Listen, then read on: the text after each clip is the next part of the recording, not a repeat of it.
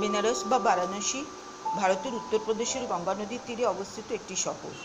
ধর্মীয় এবং সাংস্কৃতিক উভয় ক্ষেত্রেই এটির গুরুত্ব রয়েছে।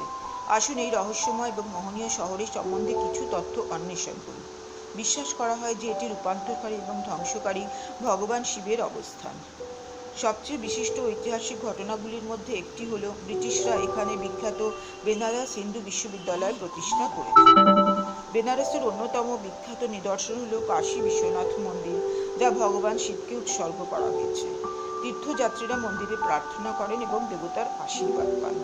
শহরের বাইরে অবস্থিত বিখ্যাত সারনাথ হল একটি উল্লেখযোগ্য বৌদ্ধ স্থান। বিখ্যাত বেনারসি সিল্ক শাড়ি স্থানীয় কারিগরদের বোনা, যে কেউ বেড়াতে এলেই কিনতে হবে। সূর্যোদয় বা সূর্যাস্তের সময় গঙ্গার ধারে নৌকাযাত্রা করা একটি পরম আনন্দের বিষয়। এই মনোমুগ্ধকর শহরের একটি সফর শুধুমাত্র ভ্রমণই নয়, আত্মার